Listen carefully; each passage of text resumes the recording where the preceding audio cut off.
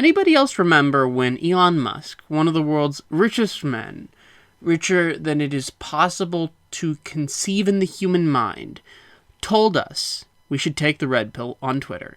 And how Ivanka Trump, wife of Jared Kushner, who is really anal about letting other people use her restroom, quote tweeted Elon Musk saying that she had taken said red pill. Of course, the fun part is when Lily Wachowski, one of the siblings who wrote and directed that movie that they were referencing, The Matrix, replied with 4 words. Fuck both of you. Because I do. It's probably in my top 5 Twitter moments.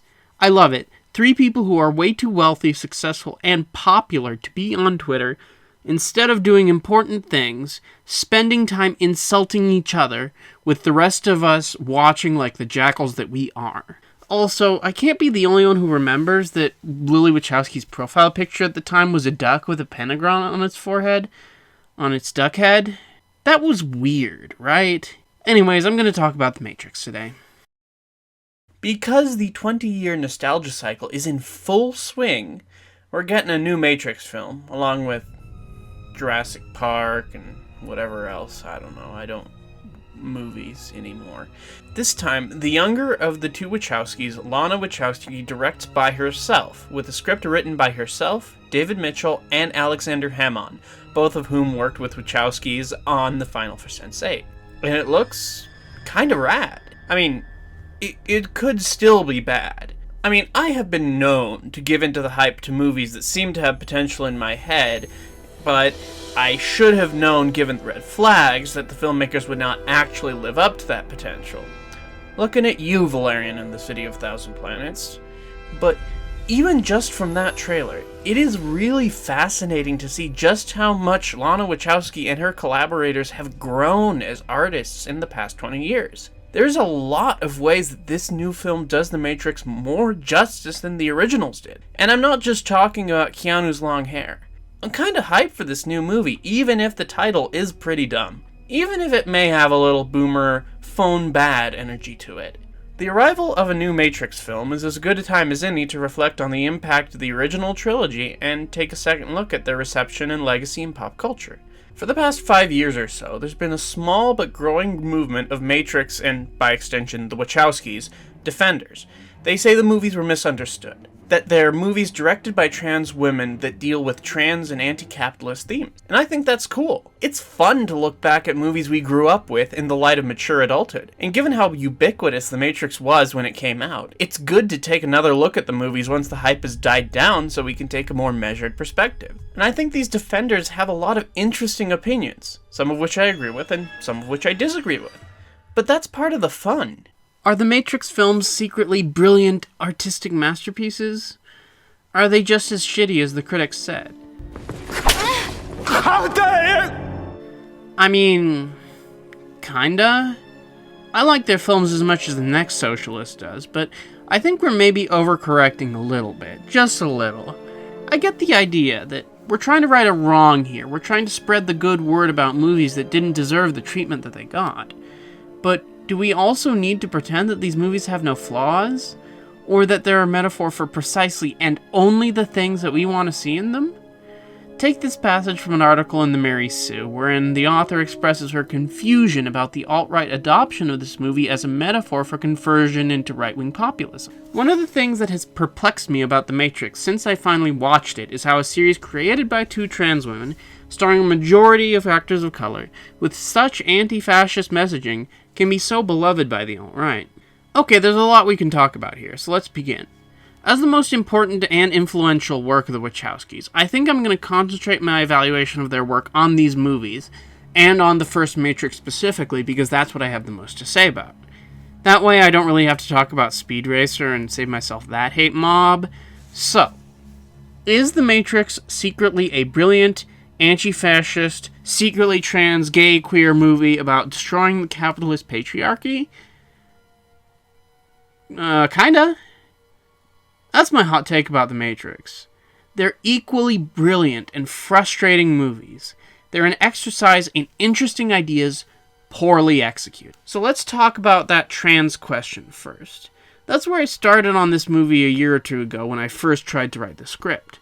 It's the claim about the film that I actually agree with. This comes with my biggest hot take about The Matrix, and you will excuse me for getting a little bit philosophical for a second here. Simply put, The Matrix works much better as a story about becoming yourself in a system that refuses to accept you than it works as a story about what if the world was a lie. Well, what is The Matrix? What if the world was a lie? So what?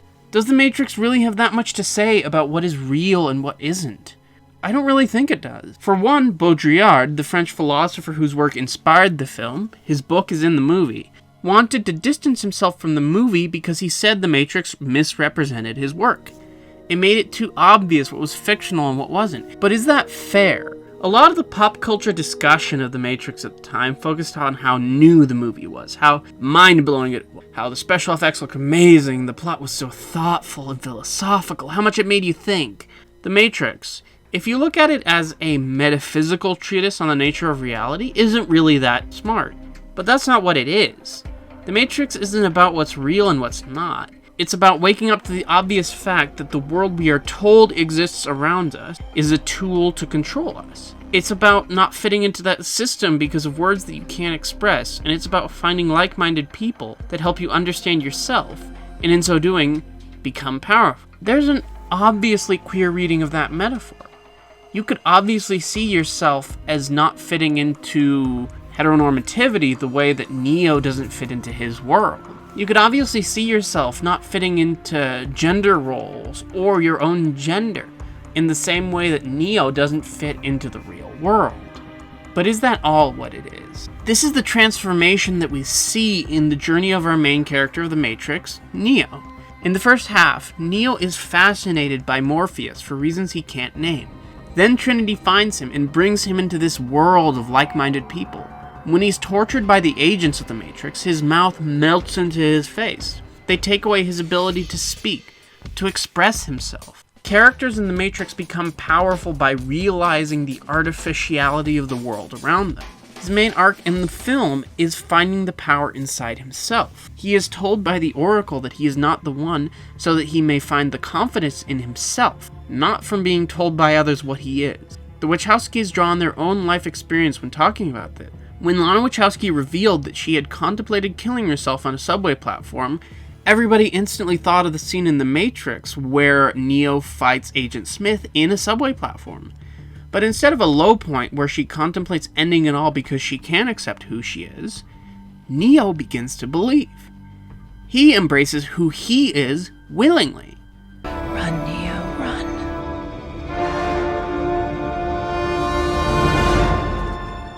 What is he doing? He's beginning to believe. Moments like this, in my opinion, suggest a more complicated relationship with the transness of the Wachowskis. It's not necessarily a one-to-one direct parallel of their experience, but it's a transformation of that moment into a genre story that takes inspiration from their own lives. They wrote their own feelings into the story, but do we have to limit the story to their feelings? Some surface details that are mentioned when we discuss the transness of the movie include Neo choosing his own name and the agent's dead naming using his old name. And sure, that's true. It's a memorable line. It's a cool catchphrase. Mr. Anderson. Mr. Anderson. Mr. Anderson. Mr. Anderson. Mr. Anderson. Mr. Anderson. And I do think that that is an expression of what it is. But is that literally what the Wachowskis were saying in the writing room when they wrote that? I think it's more an expression of how the system uses language and words to erase and control anybody who doesn't fit, not just the trans stuff. Come on, guys. This is basic Foucault and Butler. There's also the fact that in the original script, Switch, the character, I'm sure you remember her, she's very important and very influential, was supposed to be different genders in the Matrix and in real life. I'm not sure precisely which one. Lily Wachowski sees this as an expression very much of where she was at the time when she wrote the story, that pre-transition moment. But again, is it just that? Let's move on to talk about the anti-fascist angle of the film. This is probably another reason why Twitter leftists like this movie so much, they shove it in your face. It's validating to see in a film that you grow up with expression of politics that you agree with. And in recent years, the Wachowskis have weighed in more or less approving of this reading and the trans reading of it. So, what is The Matrix? In the movie, The Matrix is a simulation in our heads when we're all connected to the machines that use us. They distract us from what's really going on. When they engage in the revolution in Matrix Revolutions, what we're doing is tearing about the lies that are told to distract people from what's really going on. And that does have a left-wing reading. But here's where I disagree from the people on Twitter. You might see in that metaphor a clear expression of your politics, and I happen to think that the text more readily supports a left-wing reading than a right-wing reading. On the other hand, you have to remember that all these right-wing trolls who use red-pilling as a metaphor for radicalization use it as a metaphor for radicalization. That's the nature of metaphor. When you speak in symbols and parallels instead of directly talking to us, there is always the possibility that somebody draws a different conclusion than what you intended. This is exactly why Lily Wachowski chose to sit out the production of the new Matrix movie and focus instead on shows like Work in Progress. Metaphor and allegory are great, but sometimes you just have to talk about things directly, and she basically said as much. My agent kept sending me stuff, and a lot of science fiction. Great, it's good stuff, science fiction. You get to talk a lot about a lot of subjects. There's always fabulous subtext in science fiction. Since my transition, I'm not really interested in subtext at this time. And that allows for the rich diversity of readings that we can see in these texts. That is what the Wachowskis themselves talk about when discussing the trans interpretation of their movies. Art is always open to reinterpretation. That's what's making this possible. We don't need to limit it to precisely the reading that you favor of the movie. I like that there's like an evolution process that we as human beings engage in art in a non-linear way, that we can always like talk about something in new ways and in new light. Because of that, I don't think it's fair to say that the movies are explicitly anti-fascist. I personally favor a reading of the movie that says that The Matrix expresses a more general frustration with the systems that control us and use us for exploitation. It's about a search for freedom and how to do that and how to break down that system. We can see that system as capitalism or as something else, but it's not specifically that thing. I don't even disagree with what these people think. I think it's good to reevaluate movies from a past and decide if they deserve their reception. I think it's good to see something new in these movies and to find something that we really like in them. So if you remember anything from what I say here, remember this. I don't think it's healthy to say that your interpretation is the only one out there. I think it's a disservice to Wachowskis and their art to suggest otherwise. I just don't like this attitude where I sometimes see people going, this is the only and exclusive way that this movie should be interpreted, and anybody who disagrees with me is wrong. So basically what I'm saying is that you're right, but you have to be so closed-minded about it. So to conclude things, I want to finish off by talking about how good themes don't make good movies always. The Matrix gets pretty up its own ass, especially in the sequels. Considering these questions, identity, the nature of reality, the possibility of change, the nature of evolution. But at the same time, they're not good movies. They're kind of ugly to look at, and they're kind of overwritten and pretentious. I don't think that there's that much interesting that they do with Neo as a character after the end of the first movie. What happens next? He's just a badass who doesn't emote a lot and has a lot of passionless sex. His love for Trinity is his one defining trait and the only tension of the second film. It just isn't interesting to me.